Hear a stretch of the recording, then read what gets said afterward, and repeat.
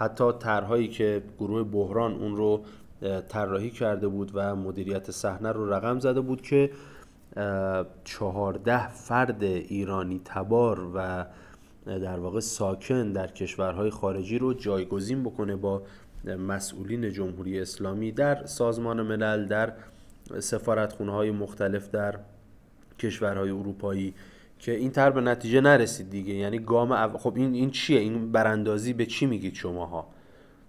کودتا علیه یک ملت به چی میگید؟ اسمش کودتا علیه ایران بود، نه زن زندگی آزادی. بله، یک پرچم زن زندگی آزادی بلند شده بود، شعاری بهش در واقع رنگ و آب داده شده بود، اما هدف و ماجرا رساندن زنها به حقوقشون بود؟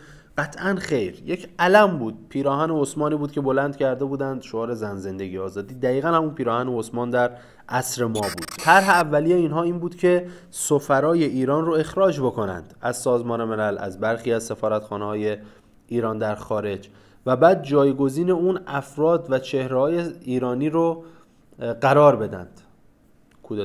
کودتای بین المللی دیگه، کلن علیه ایران کودتای بین المللی رقم زده بودند این آقایون گروه بحران و دیگران. خب ما به ازاش یک پروپاگاندا نیاز داشتند که حامد اسماعیلیون، رضا پهلوی، یاسمین پهلوی، مسیح علی نژاد، بچهای ایران اینترنشنال، نمیدونم اون یکی مهد کودک من و تو، همه اینها نقششون این بود که فضا رو انقدر غبارآلود بکنن تا اینها بتونند این اهداف رو گام به گام جلو ببرند. گفتم استراتژی این بود که مردم کف خیابون با ولی فقیه درگیر باشن، یعنی پشتوانه مردمی ولی فقیه رو مورد خدشه قرار بدند.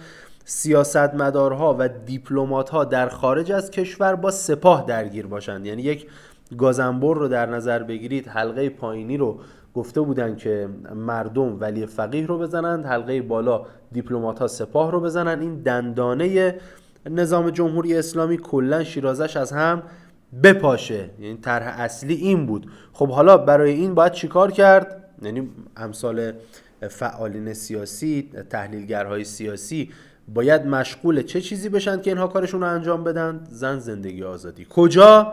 در خیابان، که اونها در پیاده روها شکاف اجتماعی بین مردم رو بیشتر بکنند و در مجامع بین المللی علیه سپاه و رهبری بتونند اجماع رو جمع بکنند.